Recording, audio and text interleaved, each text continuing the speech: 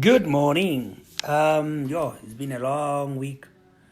We went out to KZN for the couples retreat, and we're talking to leaders about wives and husbands. But now somebody asked me a question in view of the fact that the state president, has ultimately appointed the new commissioners for the Cultural, Religious, and Indigenous Rights Commission, Civil Rights Commission. What is your advice to them? I said, fair to start with, I don't think they're even listening to me. But then they asked me, what did you do if you were the new commissioners? What did you do if if you were the chairperson of the Civil Rights Commission? I said, it's simple, I would do my work. If I took up new office, the first thing I would do is look at the Constitution, look at its implications on what I'm supposed to be doing, go to the Civil Rights Act, and do my work. You see, the problem with Thokoza Xaluva was she could not do her work unless she changed the Constitution and the law. She was done, actually. Nobody gets into a job that they applied for and they were interviewed for. And only after they get in there, they tell their principals that unless they change the laws, they would never do their work. That's not a smart way. You start with what you have.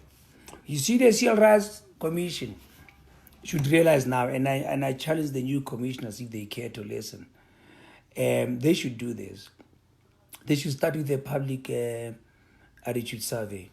And it's going to shock them that a lot of people actually thought they were set up to control religion.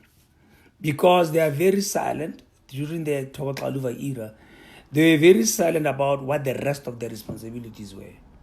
To a lot of people, it will shock them to know that within their constitutional obligation was the protection and the promotion of linguistic rights, cultural rights, and it will shock a lot of people to realize that within the confines of the law, they were supposed to protect the very religious rights they were trying to erode.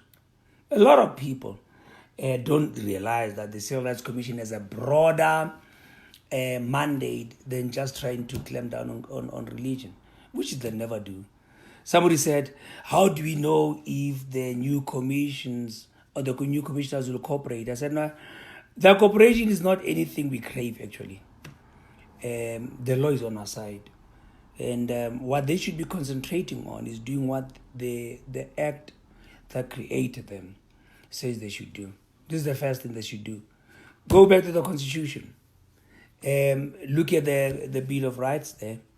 Look at the very chapter 9 that gave rise to, or that gave birth to them. And let them do what they were supposed to do. Thirdly, if I were them, I'm glad I hear that the present chairperson was Thokoza Xaluva's deputy. I would go back to what Parliament said, that Togo was misdirected in the sense that she came with a lot of recommendations that Parliament declared unworkable, unconstitutional, and unnecessary.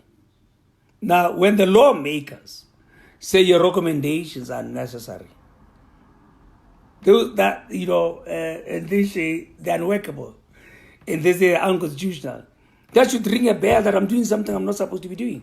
And that is why, really, if you look at the Civil Rights Commission, they were complaining about the fact that they never had money to do what they wanted to do. She should have asked us who came into government sectors before her. I was privileged to be among the first group of black executives who came into government after 1994. And we understood the fact there that if any mandate is not funded, it can be pursued. Because government processes are such that we put money in prioritized mandates. You can't get into a job and instead of delivering on your mandate, your first inclination is to review the mandate. You see, they don't understand.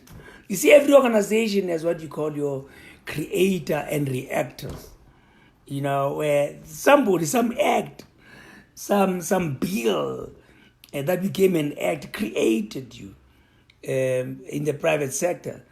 Some vision and mission created you, and you are a reactor. And you are not a creator. You see, you can't come into the scene and assume the role of the creators of what you are hired to do. Togo was not hired as a consultant to review the role of the Civil Rights Commission. Okay, some of us who build organizations for a living, we know that your mandate must be clearly defined. There is nowhere where Parliament said, we are concerned that the Civil Rights Commission is not delivering on its mandate. And as such, we ask that Togo and your company just do an organizational review. They never said that. She came in there, and instead of delivering on a clearly documented and clearly defined mandate, she came in there and insisted on reviewing the Civil Rights Commission's role. And if anybody is kind enough to show any of the commissioners this recording, and not that we are harder for them to see, but it could save them a lot of problems. If anybody was clever enough, they would realize that this commission is not deployed to review the Constitution. Just constitutional review is a major process. She was very naive, actually, to have thought that she was under no obligation to build a case for change. People who deal with organizations know those things. If you're going to build a case for change, you must have compelling reasons to change the supreme law of the country, to change the constitution, to have not only your principal committee in parliament, but the entire Parliament National Assembly to get 66% vote on changing the constitution. You had to have a compelling case, an extremely compelling case. Indeed, she was very naive. But now you come into the scene, the first thing you do is you align yourself to the Constitution and you allow yourself to the Civil Rights Act. That's what the new commissioner should be doing. And as common sense shall prevail. And the second thing is, somebody said to me, so what did you do with religion? I said, nothing. There's nothing to be done with religion.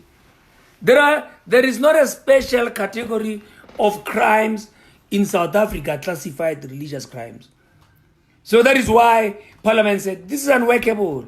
You are demanding that we increase the bureaucracy around law enforcement. It was stupid for her to do that.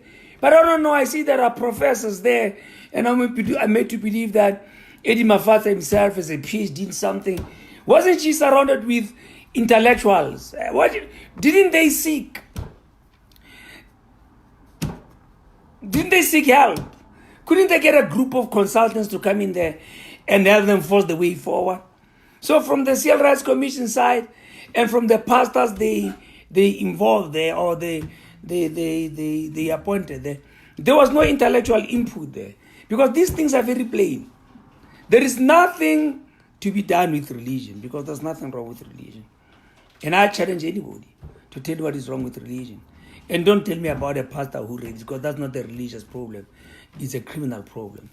Don't tell me about the pastor who comes into the country illegally, because that's an immigration problem. It's not a religious problem. Don't tell me about somebody who's not paying his taxes, because it's not a religious problem. It's a taxation problem. Every problem Togo Taluva brought up in the previous conversation was not religious. That it takes place within the religious setup is neither here nor there. The same crime committed in a nightclub is carried the same weight when it's committed in church. Carried the same weight when it's committed at the initiation school. Carried the same weight when it's committed in any sector of society. So, we want to caution the new commission that your credibility depends on you thinking. Thinking is a very rare skill in society, but it could save us a lot of problems. Go into your job. Forget about what happened in the previous era. Look at the Constitution. Look at the Act. Draw strategic objectives around what the Constitution said you should do and what the Act said you should do. From those strategic objectives, develop programs to take your mandate forward for the next 5 years. Draw that. And that adds structures to those programs. You understand what I'm saying to you? Yeah, and then bring systems to ensure that you move holistically. I can share you now, in a pursuance of control over religion, she has neglected a lot of things. Right now, what about the Khoisan language? There was a little bit of consternation and an embarrassment in Parliament last week about the language or the dialect the poet used. But then, if we all agree that the Sens and the Khoisans are the original citizens, why is their language not the 12th language? It's supposed to be the first. We have taken English and Afrikaans, which are foreign languages. The Afrikaans is a concoction, it's a mixture of foreign languages. There's French, there's Dutch, there's German there. It's not originally African. But you've also taken English, which is a foreign language. English is a foreign language. You have prioritized them, and in the process neglected the core, the San language or the Khoisan language. That's what the Civil Commission exists for. The protection and promotion of linguistic rights. You could have engaged the Department of Education. Why is my child, I'm Tswana, my wife is Xhosa. Why is my child taught Afrikaans at school? I don't want my child taught Afrikaans at school. But while that is happening, my child is not learning any of our languages. That falls, it will shock a lot of South Africans that falls within the scope of the Civil Rights Commission's domain. But now what about the cultural things, There's so much neglect. And while they were just tunnel visioned on pursuing control over religion, it's not going to happen. We want the new commissioners to know you are not going to wake up in this generation to a state-controlled religion. Forget about that.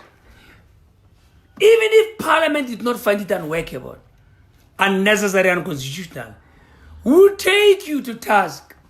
We are waiting now. We are more than just a group that makes noise. We have consulted. We came out of a session with international constitutional experts and local advocates. We have a case.